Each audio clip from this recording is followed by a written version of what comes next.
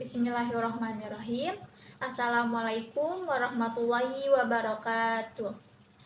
Perkenalkan, nama saya Ruby Tri Maharani dengan NIM 231240057. Semester 2, jurusan PGMI kelas 2B. Di sini saya akan menceritakan sebuah kisah Sunan Ampel. Sunan Ampel adalah putra dari Syekh Maulana Ibrahim Asmoroqoni dengan Dewi Chandrawulan. Sunan Ampel juga merupakan keponakan Dyah Hadrawati, istri Breh Kertabumi Raja Majapahit. Sunan Ampel diperkirakan datang ke Pulau Jawa pada tahun 1443 Masehi. Tujuan kedatangannya untuk menemukan bibinya, Dyah Drawati. Dyah Drawati adalah seorang putri Campa yang menikah dengan Raja Majapahit yang bergelar Bre Kertabumi. Sunan Ampel yang makamnya terletak di Kampung Ampel, Kota Surabaya, adalah anggota Dewan Wali Songo tertua yang memiliki peranan besar dalam pengembangan dakwah Islam di Jawa dan tempat lainnya Nusantara. Dalam historiografi lokal dituturkan bahwa Raden Rahmat datang ke Jawa bersama saudara tuanya yang bernama Ali Musada atau Ali Murtado dan saudara sepupunya yang bernama Raden Burereh atau Abu Hurairah. Menurut lembaga riset Islam Pesantren Luhur Sunan Giri Malang dalam sejarah dan dakwah Islamiyah Sunan Giri tahun 1975, Imam Rahmatullah bersama ayahnya datang ke Jawa dengan tujuan dakwah Islamiyah disertai saudaranya yang bernama Ali Murtado dan kawannya yang bernama Abu Hurairah, putra Raja Campa. Mereka mendarat di Tuban.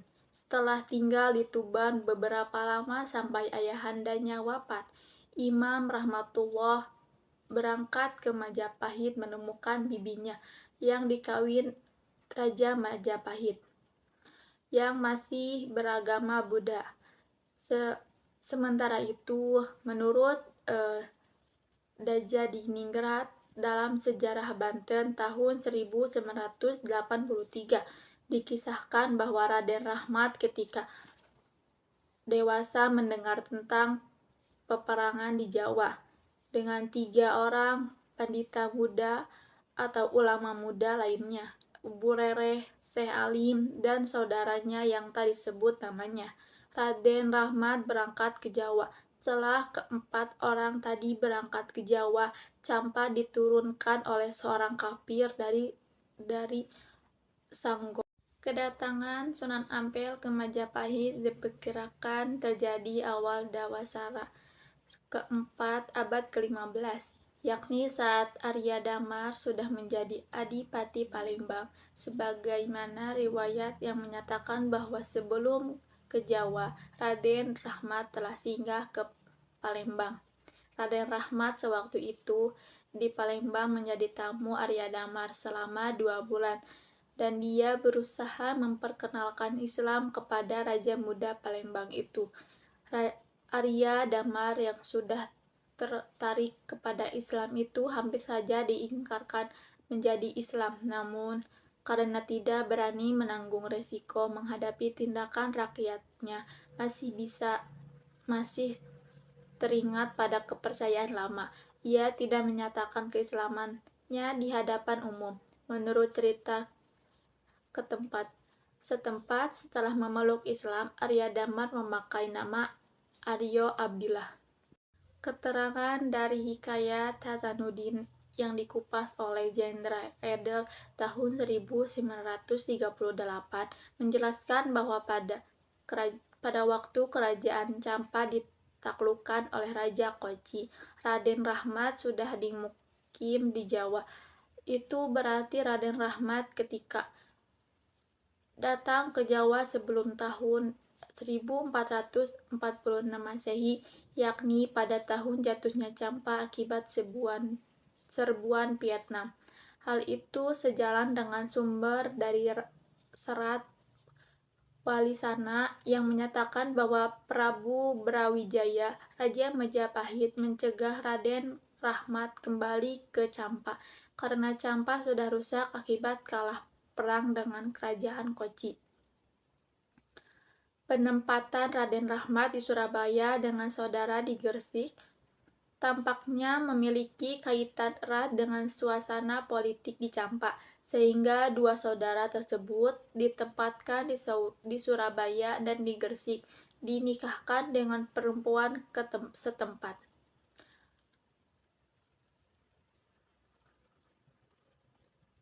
Babad babad babad naon gitu. Babad Ngampel Denta menuturkan bahwa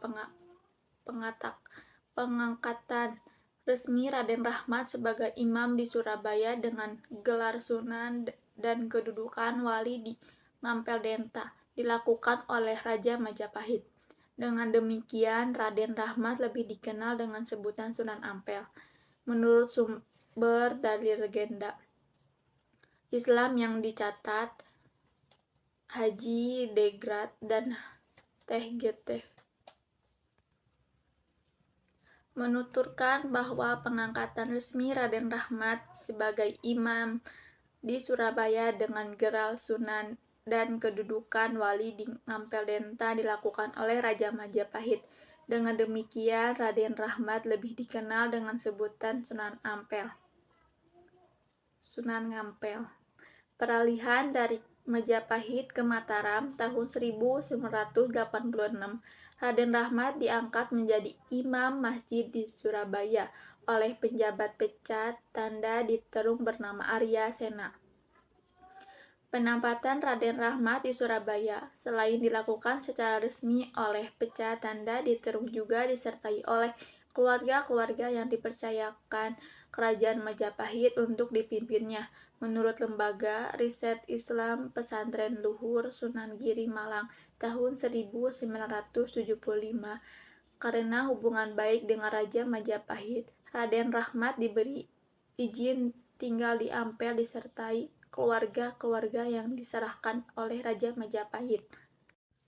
Pada tahun 1479, Sunan Ampel mendirikan Masjid Agung Demak, dan yang menjadi penerus untuk melanjutkan perjuangan dakwah dia di kota Demak adalah Raden Zainal Abidin yang dikenal dengan Sunan Demak. Dia merupakan putra dia dari istri Dewi Karimah, sehingga putra Raden Zainal Abidin yang terakhir tercatat menjadi imam Masjid Agung tersebut yang bernama Raden Zakaria atau Pangeran Sotopuro. Sunan Ampel meninggal pada tahun 1481.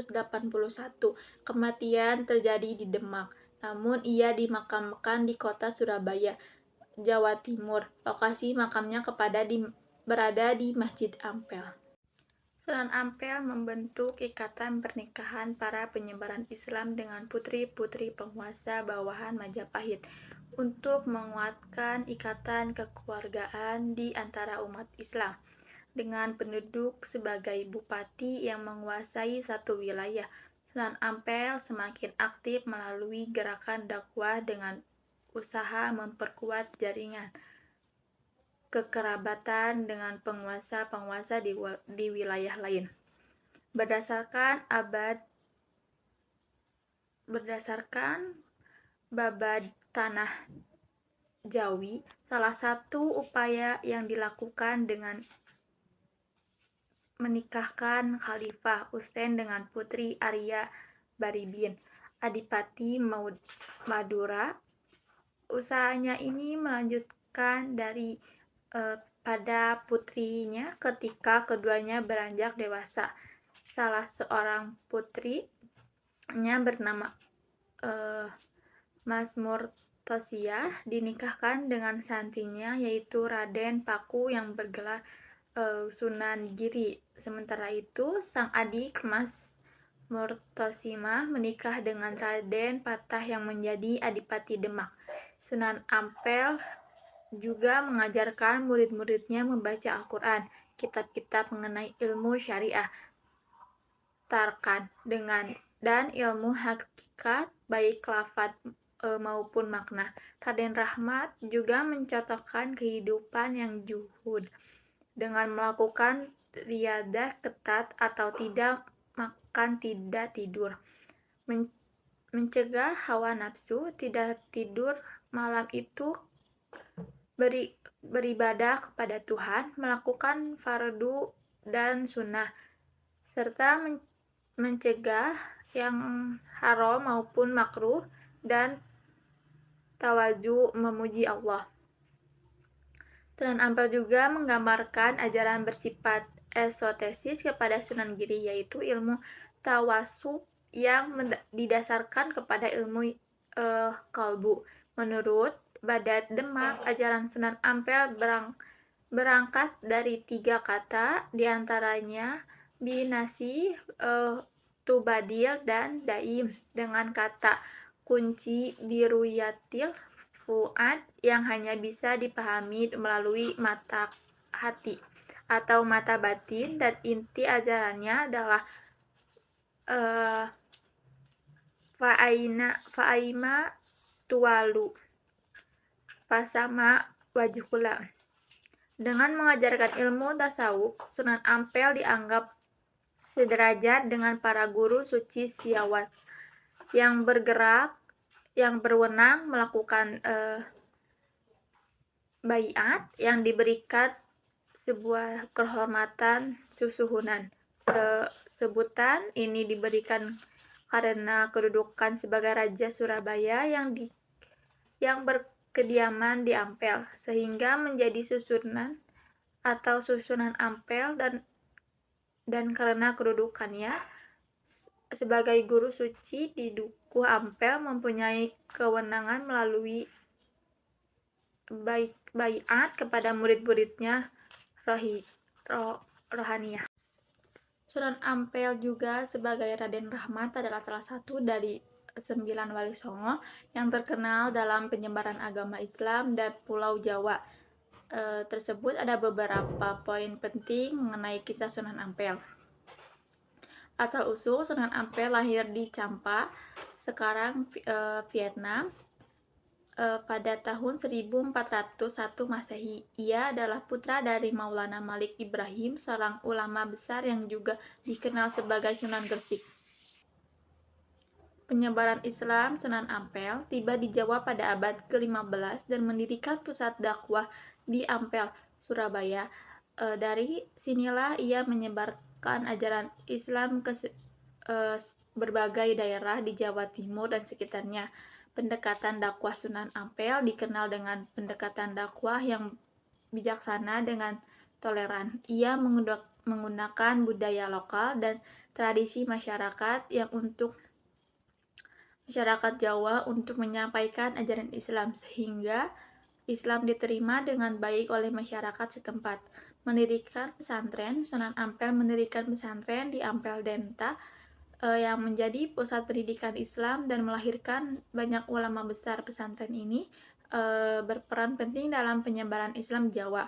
Ajaran dan filosofi salah satu ajaran terkenal dari Sunan Ampel adalah Moh Limo, yang berarti menghindari 5 perbuatan tercela. Moh main, tidak berjudi, moh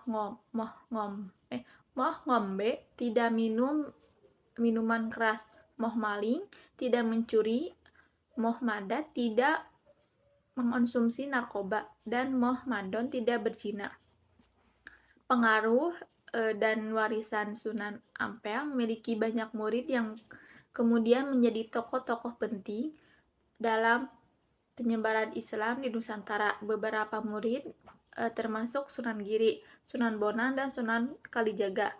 Wafat Sunan Ampel pada tahun 1481 Masehi dan dimakamkan di Kompleks Masjid Ampel, Surabaya. Makamnya menjadi salah satu tempat ziarah yang banyak dikunjungi hingga kini. Sunan Ampel dikenang sebagai salah satu tokoh penting dalam sejarah Islam di Indonesia yang telah berjasa besar dalam penyebaran agama Islam di Pulau Jawa. kebijaksanaan dan kesabarannya. Itulah kisah Sunan Ampel yang saya sudah ceritakan. Terima kasih. Wassalamualaikum warahmatullahi wabarakatuh.